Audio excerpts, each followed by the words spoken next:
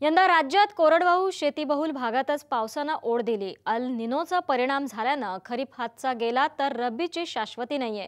त्यातच सातत्यानं बदलणाऱ्या हवामानामुळे कोणतेही औषध फवारलं तरी किडीवर नियंत्रण मिळवणं शक्य होईनासं झालंय।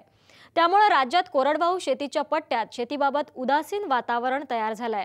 अशा आव्हानात्मक स्थितीत एखाद्या शेतकऱ्यानं केवळ 7 गुंठ्यात 100 तूर रोपांपासून 3 लाखांची कमाई करण्याचं उद्दिष्ट ठेवल्याचं ऐकलं तर तुमचा विश्वास बसणार नाही। पण वाशिम जिल्ह्यातल्या पिंपरी गावच्या ज्ञानदेव अवगण यांनी ही किमया साधली आहे। आज आपण त्यांच्या तूर शेतीची पाहणी करण्यासाठी वाशिम जिल्ह्यात जाणार आहोत। वडील बोलून गेले, बाबा रासायनिकच्या मागे लागल्यापेक्षा आपण सेंद्रिय शेतीच्या मागे जर आपण लागलो तर आपल्याला शून्य खर्चामध्ये उत्पन्न जास्त मिळेल।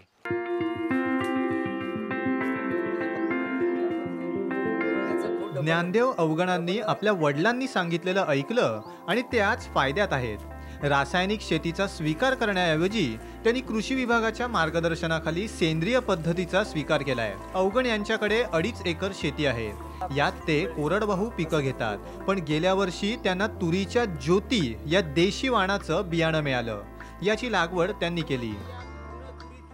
7 गुंठे शेत आहे माझे, तर टोटल शेती म्हटलं तर अडीच एकर आहे। पण या 7 गुंठ्यातनी घरचंच बियाणं तयार केलेलं आहे। हे जे तूर आहे, या तुरीची लागवड मी सेंद्रिय शेतीवरच तयार केलेली आहे। हे म्हणजे आपली शेती थोडीशी असल्यामुळे थोडी लागवड मी दाट केलेली आहे।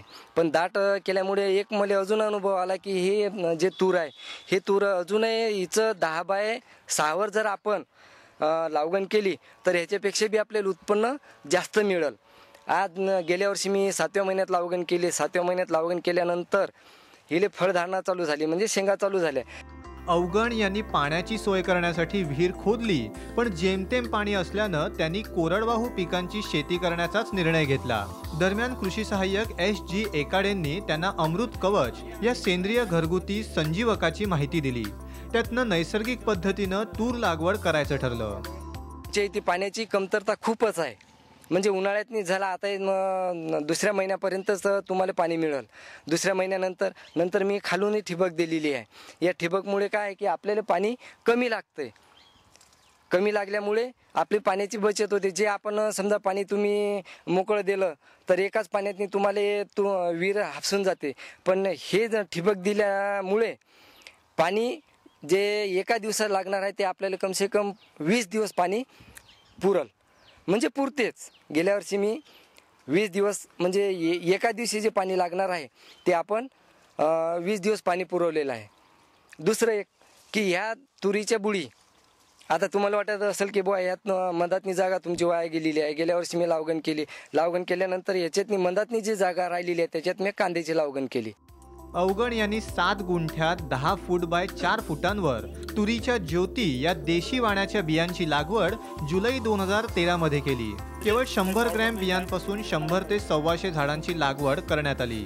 याचबरोबर ते आंतरपिकांचं देखील उत्पादन घेतात। खाली जागेतनी ह्याचा पुरा शाट केला। ह्या तुरीचा शाट केल्यानंतर ह्याच्या बुडाशी कारल्याचे वेल लावले। कारल्याच्या वेलापासून मला 20,000 रुपयाचं कारल्याचं उत्पन्न मिळालं। मग मधातनी जागा मी विचार केला की बाबा मधातनी जागा आपली मोकळी आहे, तर याच्यात काय करावं, तर याच्यातनी मी कांद्याची लागवड केली। कांद्याची लागवड केल्या 10 क्विंटल त्याचा कांदा मिळाला, म्हणजे 7च गुंठ्यातनी, फक्त 7 गुंठ्यातनी 10 क्विंटल कांदा, 20,000 रुपयाचे आपल्याला कारले मिळाले आणि तूर मिळाली। नंतर ती तशी सोडून दिली। ह्या वर्षी ह्या एका तुरीच्या झाडाले कमीत कमी 25 क्विंटल आपलं 25 किलो शेंगा तोडून दिले। पहिला फ्लॅश आहे, नंतर दुसरा ह्याच्यावर तयार होणार। याला जे फुटवे आहेत हे फुटवे ह्याच्यापेक्षा बी आपल्याला या फुटव्यापासून अजून जास्त माल मिळेल, हे बी सेंद्रिय पद्धतीनंच। हे असे मी 4 वेळा मी याची तोडणी करणार। 4 म्हणजे हे आपल्याला कमसे कम 3ऱ्या महिन्यापर्यंत ही तोडणी चालू राहणार आहे। आजवर त्यांनी 3 वेळा प्रत्येकी 5 लिटर अमृत कवच ठिबकनं दिलंय, तर 2 वेळा प्रत्येकी 500 मिलीलिटर प्रमाणे फवारणी केली आहे। यंदा त्यांनी तुरीची दुसऱ्यांदा लागवड केली।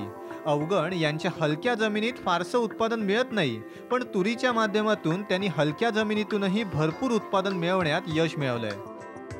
या जमिनीतनी जर तुम्ही एक फूट नाही 6 इंच जर खोदाल तर याच्यातनी चुनखडी आहे. पण मी रासायनिक शेती करून याच्यातनी पाहिली, पण रासायनिक बी घडलं नाही याच्यातनी. सेंद्रिय जे आहे, सेंद्रियपासून मी आज हे लागवण केलेली आहे तुरीची. तर ह्या तुरीले गेल्या वर्षी 7व्या महिन्यात लागवण केली. तर गेल्या वर्षी मी 4 क्विंटल 10 किलो शेंग विकली आणि 25 ते 30 क्विंटलच्या आसपास 30 किलोच्या आसपास तुरी येतात. हे तूर कायमस्वरूपी आहे. म्हणजे एक वेळा लागवण केली आपण. आता ही लागवण म्हणजे गेल्या वर्षी माई थोडी हुकलेली आहे. तर हिची लागवण कमसे कम 10 बाय 6वर आपण जर एक टोकन बी लावली तर याचं खोड डबलनं होईल. डबलनं, आणि ते बी रासायनिक नाही, सेंद्रिय. याच प्रमाणे जर तुम्ही लागवण केली तर कायमस्वरूपी तूर तुम्हाला मिळणार आहे. आज अवगणांच्या शेतातली तुरीची झाडं जवळपास 10 फुटांपेक्षा जास्त उंच झाली आहेत. तर प्रत्येक झाडाला किमान 20 ते 25 किलो तुरी लागल्या आहेत. 10 बाय 4वर म्हणजे मधातलं जे सावा आहे ते 10 फूट ठेवलेलं आहे. नंतर याच्यातलं जे तुरीतलं जे ओढीतलं अंतर आहे ते 4 फुटाचं ठेवलेलं आहे. आणि ह्याला ड्रीप लावलेली आहे. ड्रीपमुळे काय होते की आपल्याला पाणी कमी, म्हणजे पाण्याची कमतरता आम्हाला कमी आहे यावर्षी. म्हणजे दरवर्षी आम्हाला पाणी कमीच मिळते, पण हे कसं तरी आपण या ड्रीप लावल्यामुळे आपल्याला पाण्याची बचत होऊन क्वालिटी आपल्याला जशी पाहिजे तशी मिळते.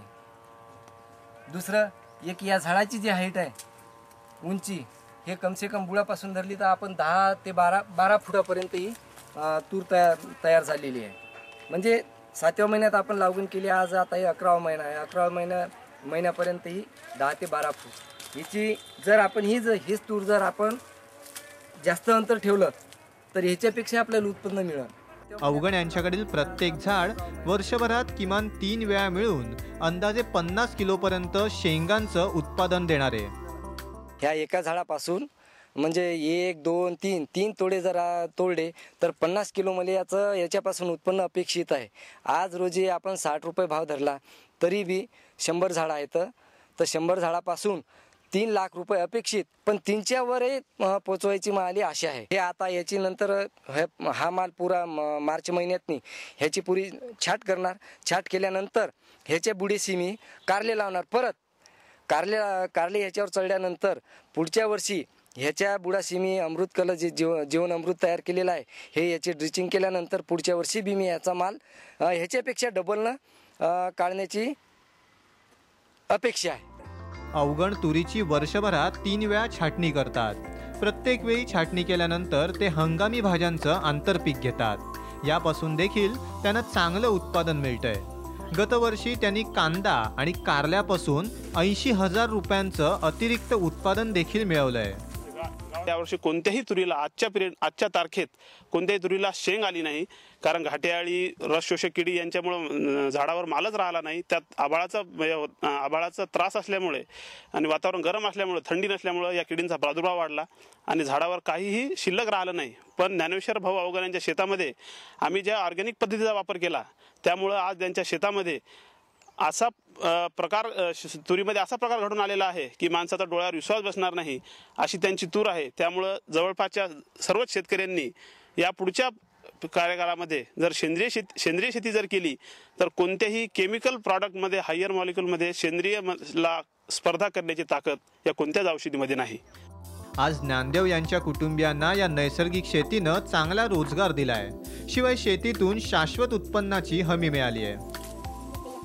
पहिले आम्ही रासायनिक करत होतो, म्हणजे आम्हाला असं दुसऱ्याच्या शेतात जावं लागत होतं मजुरीसाठी. पण आता सेंद्रिय चालू आहे तेव्हापासून आम्हाला याच्यातच चांगलं परवडते आणि आमचे मुलं वगैरे सर्व आम्ही याच्यातच करते. शिक्षण सर्वच काही, तर आम्हाला ही सेंद्रिय चांगली परवडते. म्हणजे आम्ही सेंद्रियच करते पूर्ण. तर पहिले रासायनिक केल्यामुळे आम्हालाही परवडत नव्हतं. आता सेंद्रिय करते तर आम्हाला चांगलं उत्पन्नही मिळते. आणि सर्वांना माझं हेच सांगणं आहे की सेंद्रियच केलं पाहिजे. अवगण यांच्या शेतीत वापरलेलं अमृत कवच हे देशी गाईच्या शेण आणि गोमूत्रापासून शेतातला कचरा वापरून बनवण्यात आलंय. हे संजीवक एकही पैसा खर्च न करता बनवण्यात आलंय. त्यामुळं रासायनिक खतं आणि कीडनाशकांचा खर्च वाचलाय. शिवाय शेत आणि शेतमाल निरोगी ठेवण्यात यश आलंय. परिस्थिती पाहता त्यांच्या त्या 7 गुंठे शेतामध्ये 110 झाडं आहेत. तुरीचे 110 झाडं आहेत. त्यामध्ये एका झाडाला किमान शेवटपर्यंत 50 किलो शेंगा निघण्याची शक्यता आहे. 4 वेळा त्याची 3 ते 4 वेळा त्याची तोडणी होऊ शकते. आणि आजचा मार्केट रेट 20 रुपये भाव म्हणजे 80 रुपये किलो याप्रमाणे आहे. जर त्यांना शेवटपर्यंत 60 रुपये जरी भाव मिळाला तर त्यांना 3 ते 3.5 लाख रुपयाचं उत्पन्न येण्याची शक्यता आहे. आज विदर्भ आणि मराठवाड्यातला शेतकरी नापिकी आणि वाढत्या उत्पादन खर्चानं आलेल्या कर्जबाजारीपणामुळं आत्महत्या करतोय. या शेतकऱ्यांपुढं देशी बियाणं, देशी निविष्ठा आणि पर्यावरणपूरक तसंच विषमुक्त अन्नाची निर्मिती करून ज्ञानदेव अगवण यांनी एक वेगळा पर्याय ठेवलाय. त्यांचं अनुकरण केल्यास शेतकऱ्यांची स्थिती सुधारण्यास नक्की मदत होईल. गजानन भोयर, साम टीव्ही, वाशिम.